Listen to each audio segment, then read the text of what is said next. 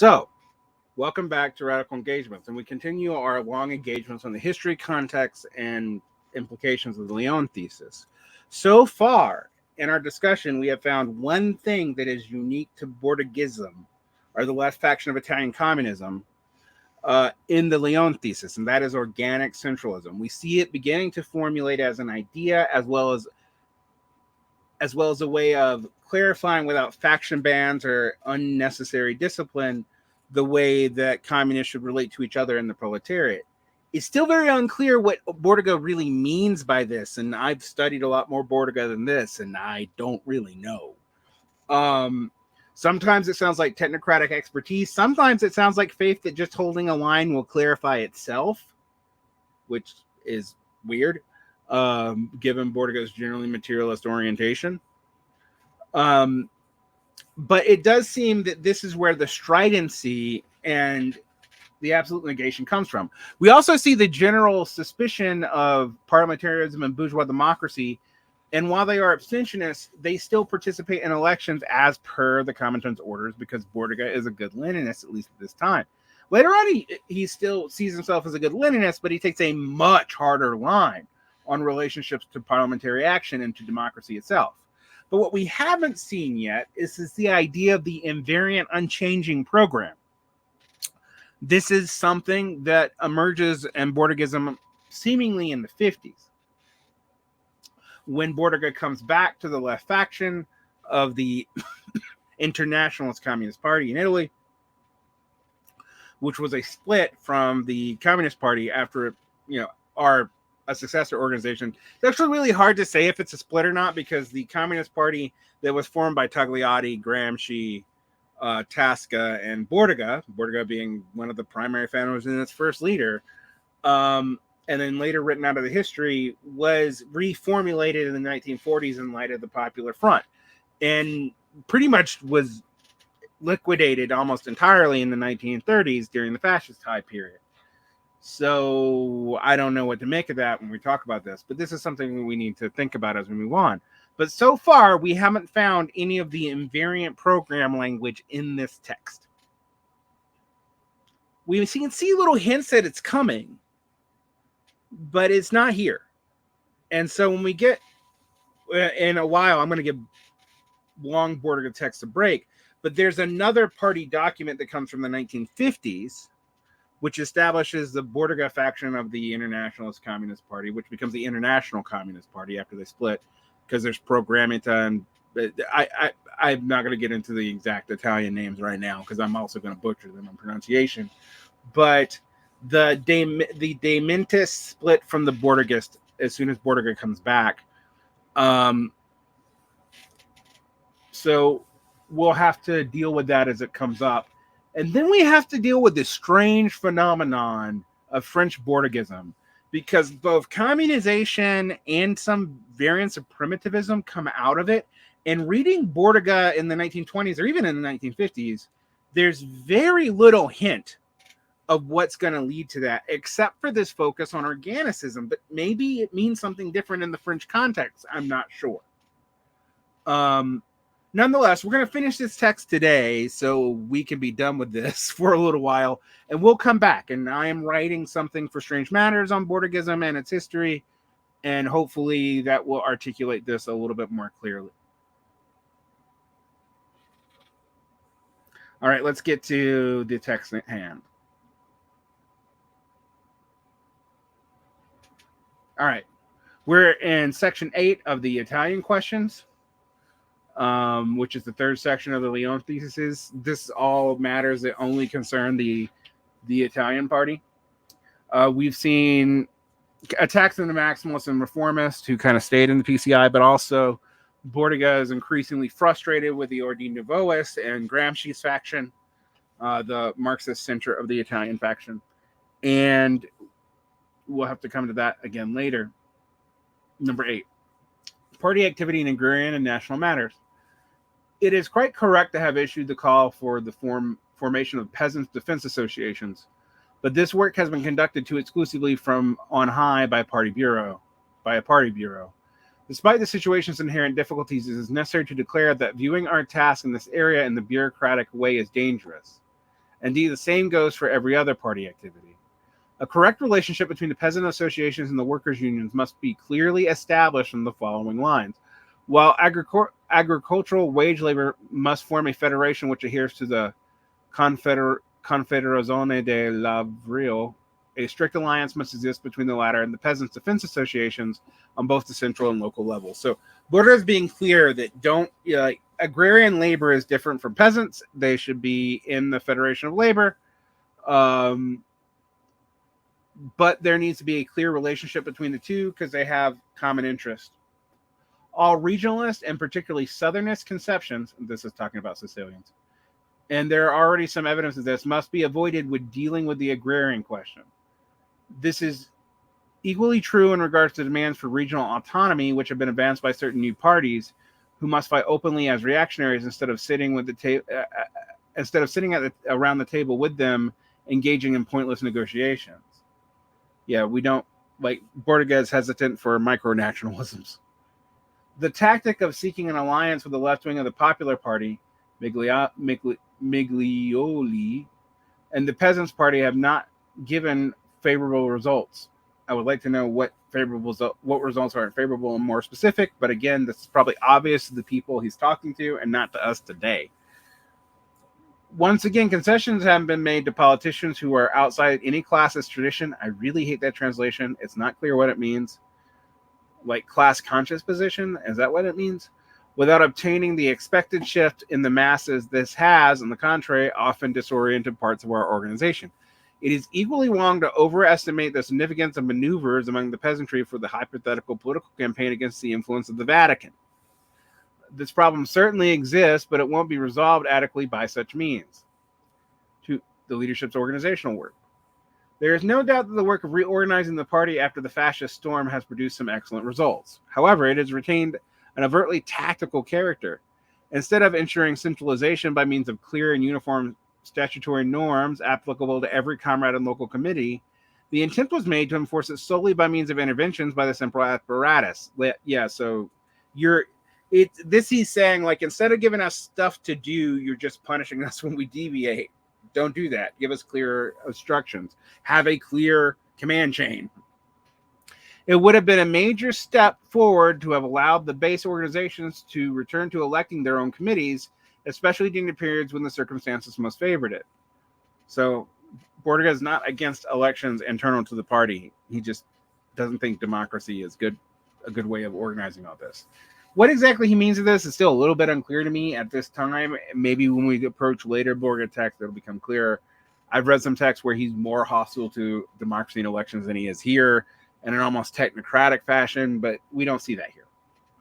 Regarding the increase then the subsequent decrease in the party's membership, not to mention the departure of elements recruited from the Matteotti crisis who are leaving with the same facility as they arrived.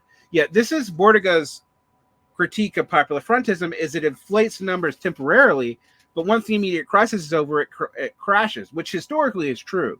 Like, you can blame the Red Scare for its decline in the United States, but it's harder to do that in France and Italy. It goes to show how matters such as these depend on changing circumstances rather than on any hypothetical advantage that the general change in direction might have. The effects and advantages of the month-long campaign of recruitment have been exaggerated. For the organization at the level of the cell, evidently the leadership must put into the effect the Commissar's general resolutions, a matter we have already referred to elsewhere. He doesn't like it. However, it has been done in an irregular and uneven fashion involving a host of contradictions, and only after much pressure from the rank and file have certain accommodations been reached. It would have been better if a system of interregional secretaries was substituted with a corps of inspectors, thereby establishing direct links where the political rather than the technical were political rather than technical between the leadership and the traditional rank and file organizations of the party, the provincial federations. The principal duty of the inspector should be to actively intervene when a fundamental party organization needs to be rebuilt, and then look after an assistant until normal functioning can be established. Leadership and the correction of fractionism. Now, we've already talked about fractionism above, but we're coming back to it in specific to the Italian case. The campaign, which reached its climax during the preparation for our Third Congress, and which was deliberately launched after the Fifth World Congress, rather than aiming to propagandize and elaborate on the directives of the International throughout the party, with the aim of really collective and advanced consciousness, aimed instead to get comrades to renounce their adhesion to opinions of the left as quickly as possible and with minimum effort. No thought was given to whether this would be useful or damaging to the party with regards to its effectiveness towards its external enemy. The only objective was obtaining by any means this internal objective. We have spoken elsewhere from the historical and theoretical perspective about the delusions of repression factionism from above. He thinks it needs to be repressed through, I'm not quite sure, but he doesn't think faction bans and discipline are the way to do it. Like, how you correct it is not entirely clear to me in Bordiga, but I get what he's saying. And he has a point about the overuse of discipline and how that kind of subsumes everything else and eventually becomes really bloody. In the Fifth Congress, in the case of Italy, accepted that the left were refraining from working as an opposition, even though still participating in all aspects of party work, except within the political leadership, and it therefore agreed that the pressure on them from above should be stopped. This agreement was, however, broken by the leadership in the campaign, which consisted of non-ideological postulates and tactics, but of disciplinary, which consisted not of ideological postulates and tactics, but of disciplinary accusations towards individual comrades who were brought before federal congresses and focused on in a one-sided way. Yet instead of correcting what you wanted us to do, you gave us show trials, is what he's accusing them of. Seems like a precursor of some things that come later and some other places. On the announcement of the Congress, an Entente Committee was spontaneously constituted with the aim of preventing individuals and groups from reacting by leaving the party. And in order to channel the action of all left comrades into a common and responsible line, within the strict limits of discipline, with the proviso of the rights of all comrades to be involved in the party consultation was guaranteed.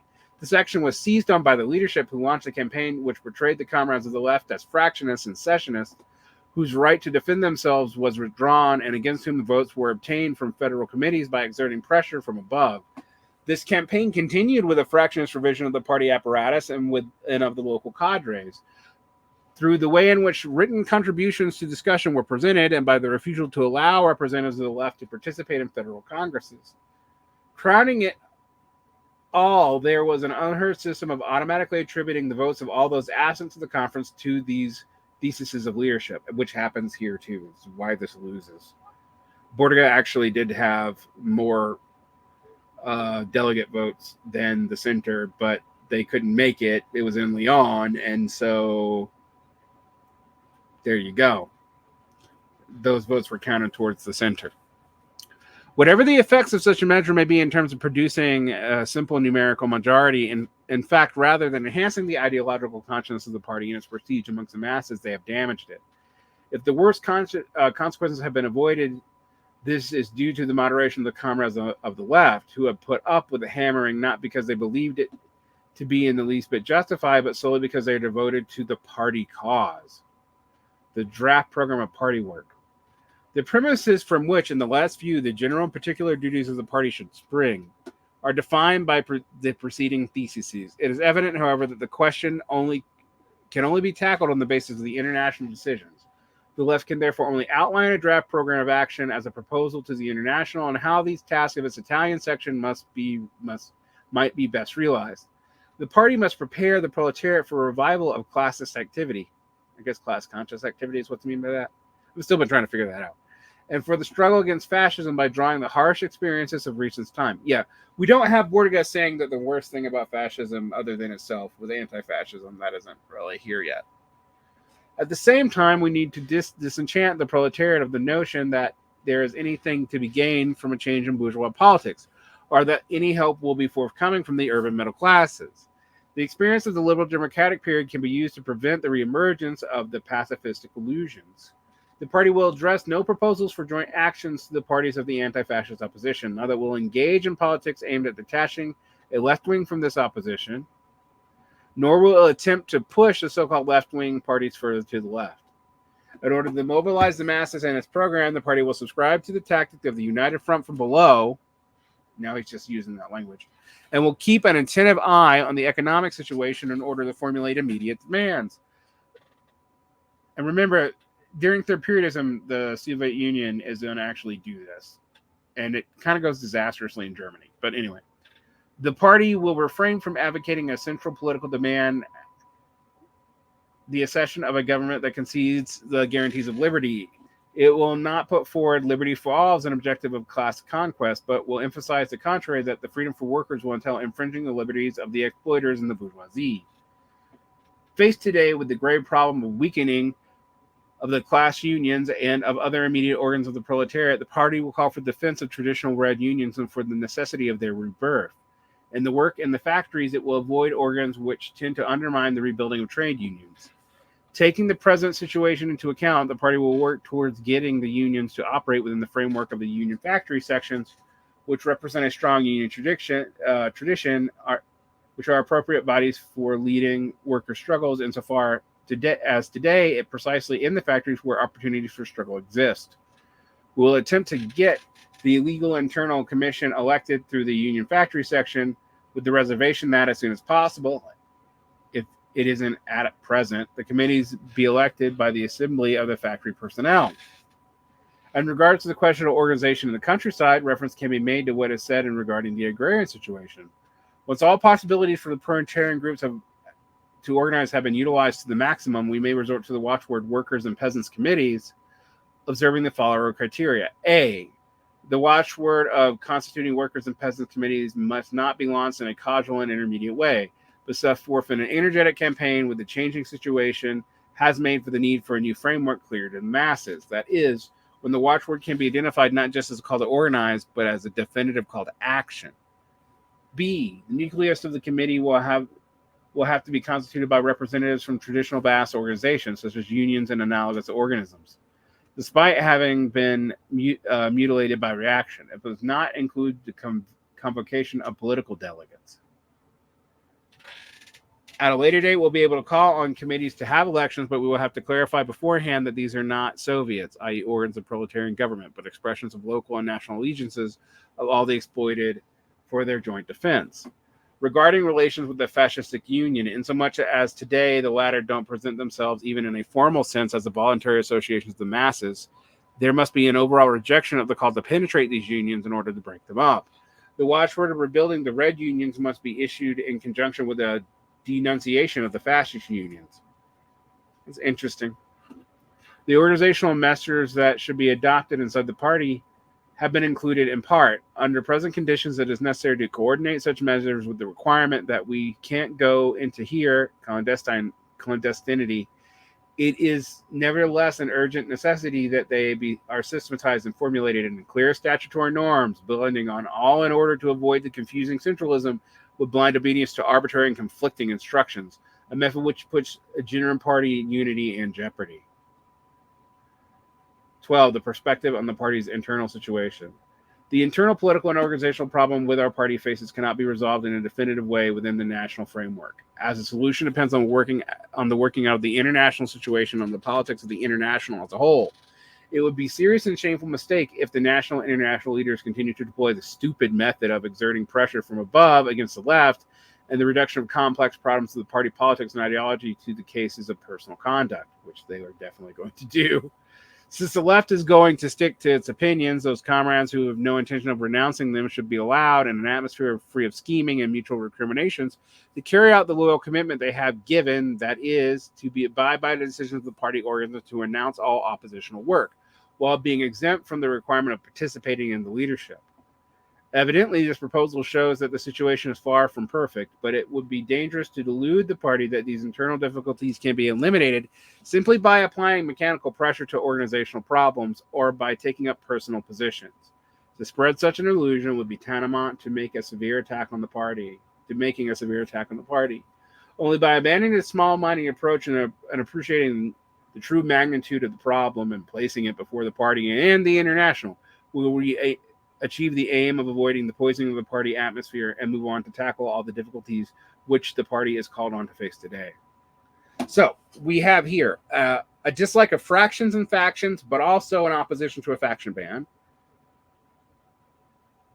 That's pretty unique to Bordigist, left factionist, and cancelist. An endorsement of clear relationships to the trade unions. An endorsement of national liberation, but that no national struggle should be decided only in the context of its own national context, but needs to be addressed by the international, both in the Italian and the Russian question in specific here mentioned. We have organic centralism, which is kind of poorly explained here, but is seen as a way to get around the faction problem. We have a call for the peasants and workers committees to be launched in a way that is also clear that they are not actually Soviets and cannot rule as workers' councils. That there needs to be more relationship to traditional mass organizations, such as unions and organizations in support of them. That committees need to be clarified and be clear that they're not Soviets, but are local and national allegiances for the defense of communist action, and for not trying to infiltrate fascist unions to break them up, but to advocate for your own union. All right. So the only thing really in here that's totally outside of normal Leninist politics is the organicism and the organic centralism. Most everything else, you can find justification in Lenin for, even though often there's justifications against it too in Lenin, because Lenin, like Marx, kind of changes his positions in time and goes back and forth, and he's writing different polemics in the context of trying to figure shit out. So it kind of moves around. We'll come back to Bordiga's other program later when he comes back to the Italian left, when it's in its own internationalist communist party, and he ends up splitting that party as well. So yeah, we'll come back here, because I think some of the problems I have with Bordigism, which I saw a lot more in the introductions written by later Bordigists, and I see in this actual text, are clearer when we get to later Bordigist text. I hope you found this useful for understanding the development of one end of left communism. Eventually, I think the next thing I'm going to do is two Bordiga pieces, one, Humans on the Crust of the Earth, and the other, the debates between Bordiga and Pannekoek on proper development of the party, and council on which is better suited for what. We'll come back to that, because it's going to inform debates around communization, which for most people who aren't around very specific milieus like the ICC, the ICT, or the ICP, this is actually a somewhat confusing topic, and their introduction to Bordiga was probably through endnotes and Gilles Devey and Tripolin's use of Bordiga in their communization polemics, as well as maybe the work of Giacomo and some Bordigists in the 70s who kind of went off and did their own thing in France and went in a very different direction than traditional left communists did. I also hope it's clear that Bordiga and Trotsky saw themselves as almost allies early on, but they don't stay that way for long, because their ideas about what Leninism is departs pretty radically, pretty quickly. For example, Bordiga would never endorse the Popular Front from above. Trotskyists tend to. There's other differences too. Trotskyists tend to see markets as part of the transitional program. Bordigists only see time accounting as part of the transitional program. There's other things here. What they don't, and also Bordigists call the Soviet Union state capitalist by the 1950s, like some anarchists do. They go, and the Council Communists do, whereas the Trotskyists split all over on the nature of what the Soviet Union is, whether or not it's a worker state, a bureaucratic collective state, state capitalist, different forms of state capitalism, a degenerate worker state which we should defend. Like, Trotskyism goes in more wild directions than Bordigism does. In fact, Bordigism kind of just stalls out in a lot of ways, and only goes in wild directions when people depart from it entirely. So we'll come back and talk about this later, because I think it's instructive about the way some of these developments go. This document was better than I was thinking it was going to be, because later Bordigist documents I have more issues with.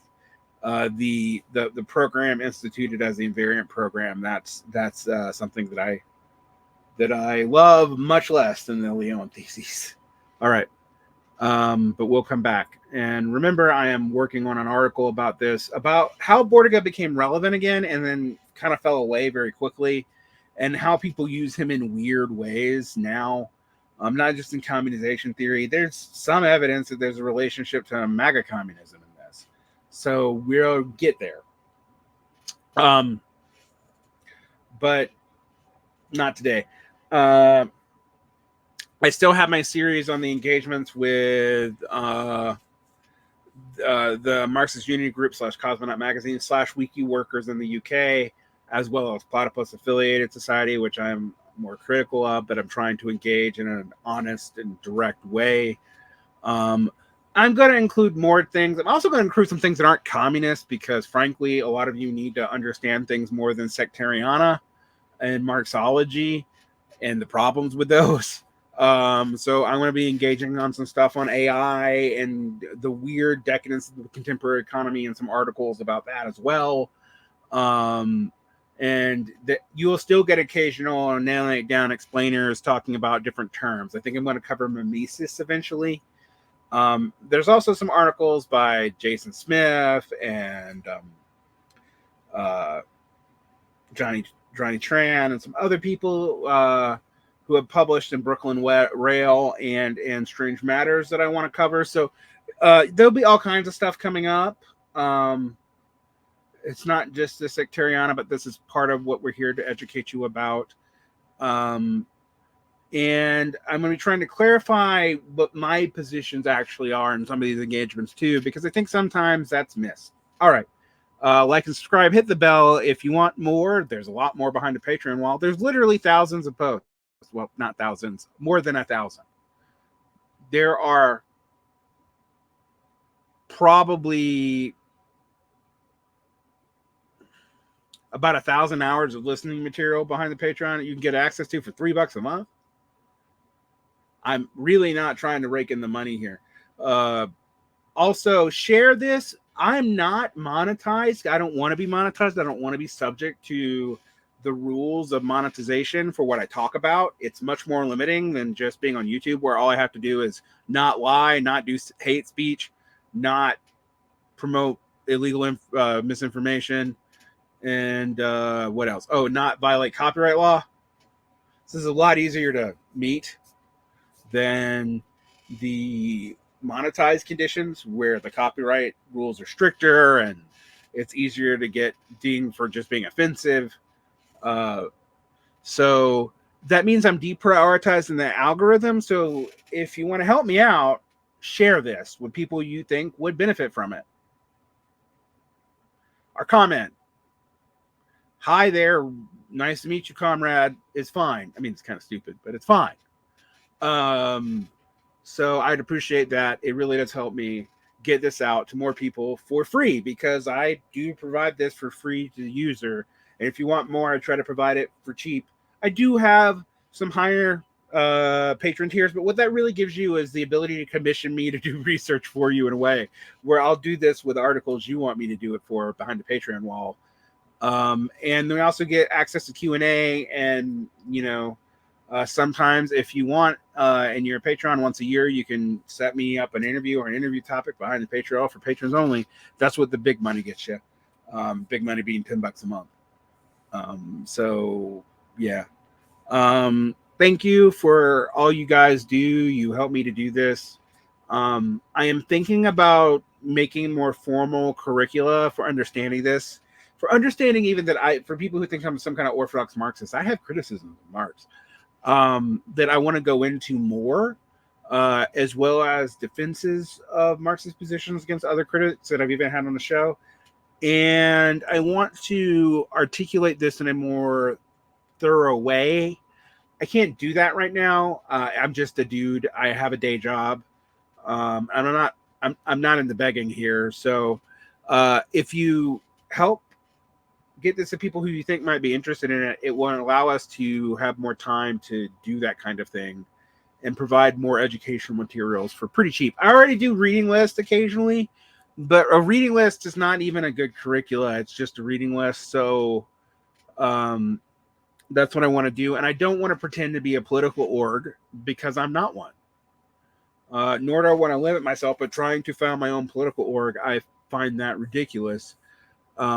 when there's a political org I agree with enough to join, I will join. I've been burnt by a lot of orgs, so I'm a little bit hesitant there. But I do think we all at least need to join unions and political advocacy organizations and working class advocacy organizations, even if we need to create them ourselves, like independent labor clubs, independent socialist clubs, things like that. As well as once a party emerges, when that happens, join it. I don't believe in faction bans, so I think we would pretty much represent ourselves as our ideological positions within the relevant of the working class and let the masses decide. But we got to have the apparatus, and in the West, we don't have it. We just don't. There's 1,000 sectarian parties that claim to be parties, but they're not really parties. Even if they run candidates, they don't have mass political participation. They don't. And getting a bunch of people to listen to you on a stream, like even what I'm doing right now, which I'm not anywhere near mass, is not the same. All right, this long rant that probably most people aren't going to get to is over. Take care, keep your peace, fight for a better tomorrow, because things are going to get real weird. All right, have a good day.